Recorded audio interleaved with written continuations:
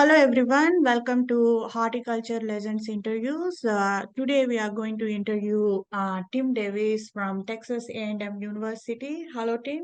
Good morning. So we would like to know what is your horticulture specialization and what are the primary position you have held? Sure. So I was trained in graduate school by a classic plant physiologist Mhm. who studied the regulation of photosynthesis. So that gave me a really strong science background, and I used that then to go into a faculty career that involved research, teaching, extension over a variety of horticultural commodities, primarily ornamentals and landscape plants, but also fruits and vegetable work as well. So that basic education allowed me to go into quite a few different roles as a faculty member.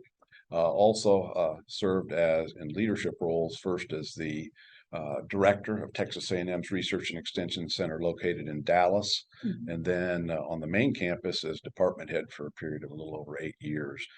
So I had an opportunity to do those things. And then finally, in my last part of my career, the last 12 years or so, I've been the regional director for Asia and Eurasia at the Borlaug Institute for International Agriculture and Development. So I've had really a broad range of experiences that go back to the time when I had that very nice basic education. Thank you for sharing the information about your experience in horticulture. And we would like to know what was horticulture meant to you, meant to your life career. Sure. I started very early in horticulture. Actually, as a child, I was probably 10 or 12 years old. I grew up Oh. in Northern California, Mhm. which at the time, well, is still the largest horticulture state in the United States in terms of commodities. And I didn't know anything about that at that point in time, but I gained an interest in plants and started growing plants somewhere around 10 or 12 years old. And then that really went on to college. Then I found out you could actually major in something called horticulture, and did that all the way through my bachelor's, master's, and PhD. So trained completely in horticulture, and then my entire career has been in horticulture, either as a faculty member, as an administrator, or even now, much of my role at the Borlaug Institute is I'm the horticulture specialist there, and so it's been part of my life really now for well over 50 years.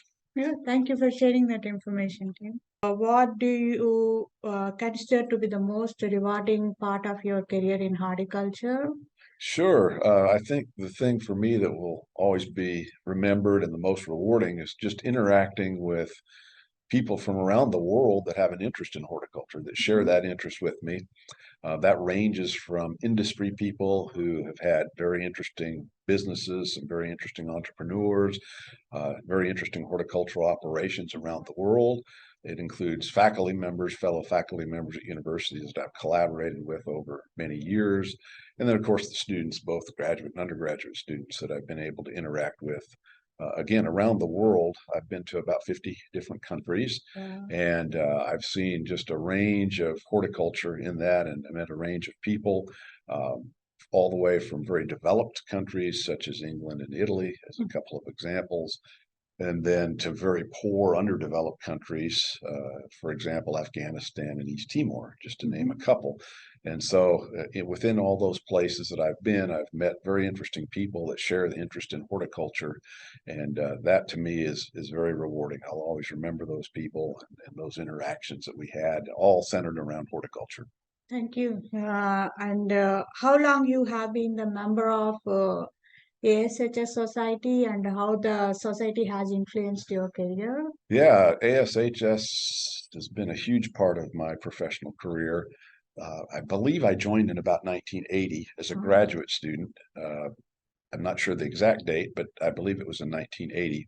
So over 40 years now, been involved with ASHS, and it's been a great place for networking. The mhm. networking, of course, has changed during my career. At first, as a student, as a graduate student, the first goal was to network to get a job.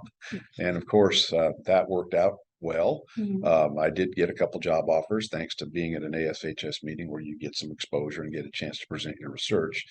Then, as a faculty member, it sort of shifted to more collaboration, trying to find people to work with and to interact with, not just in research, but particularly research. But also, I learned a lot of teaching techniques and outreach techniques that were explained at ASHS by colleagues.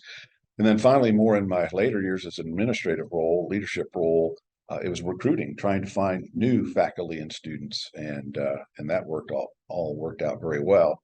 And then last, I would mention the other part that was very rewarding for me is the service to ASHS that I was able to do. First as an associate editor for Hort Science in the Journal. That was very enlightening for me to get into the nuts and bolts of the publishing process. And then in various leadership roles on committees and all those sorts of things have been a great professional experience for me and helped me learn more all along the way. So ASHS has been just critical to my professional development, and it's always been my main professional society. I have belonged to others and participated in others, but it's always been ASHS that's been the most rewarding. I don't think I may have missed one or two meetings during that 40+ year period when I was overseas, but other than that, I've been here most all the time. So it's been great. Oh, only 2 years you missed. Yeah, Thank you for your sharing your experience with sure. ASHS. And what advice can you offer to students and younger professionals in horticulture? Sure. I think the thing I would tell students is to find something that you really enjoy and have a passion for, that you really like it. So then it's not so much that it's just work, but it's something you really enjoy, Mm-hmm. and then work to be the very best you can be at it, because you will make a career at it if you're the very best. And so I'd say work hard to do that. Getting a good solid science background and education is really important. Don't shy away from some of the science courses. Try to get a good solid scientific background. Critical thinking, learn to think critically about things. We need much more of that in our society, because right now we're struggling, I think, with that. Also, problem solving. I think learn problem solving skills so that you become valuable to your employer as a problem solver instead of somebody who maybe creates problems, which you certainly don't want to do, or just identifies a problem. But if you can actually help solve a problem, and so learn about problem solving, learn some of the soft skills, the so-called people skills. We don't always get that as we're going through our education. Certainly, I was interested in the plants and didn't think a lot about the people side of it. In fact, my wife, when she would introduce me to somebody as a horticulturist, she Mm-hmm. would half jokingly say that, well, my husband prefers plants over people. And then I would half jokingly have to respond to that by saying, well, it entirely depends which people and which plants we're talking about. So that's something I think as horticulture students we had to have to push ourselves a little bit to learn some of those people skills. And what I'm talking about there is things like learning about teamwork, learning how to be a Yeah. team member, a valuable team member, a team leader, learning how to manage conflict, and because conflict comes and you have to know how to deal with it. Plants don't talk back, but people do, and so you have to learn how to manage that and not allow it to be a distraction to your work.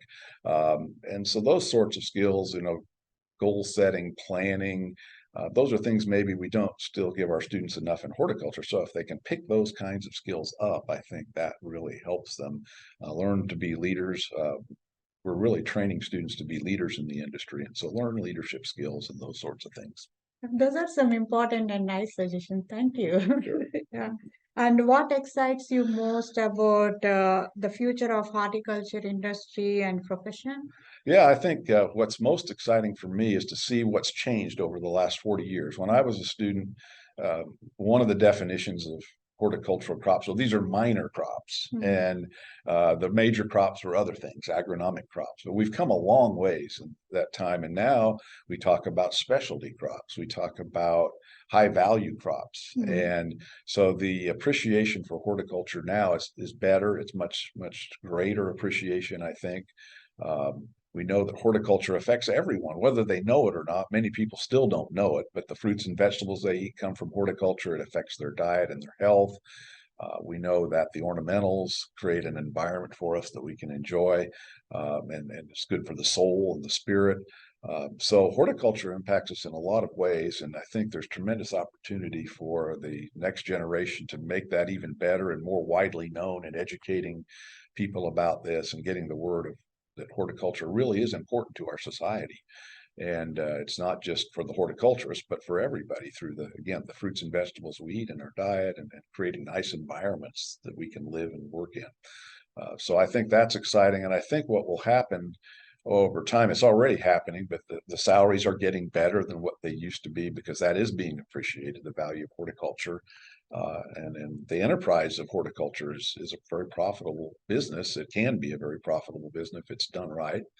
And so I think what will happen is down the road, this next generation of horticulturists will be looked at much more as heroes than maybe the older generations. They'll be seen as heroes, somebody to help feed the world, which is going to be a big problem, and it help keep our environment livable. And so hopefully that will all happen, and the next generation will be looked at as heroes. Yeah, thank you for sharing your insight and thank you for your time and participating in ASHS HortLegend interviews.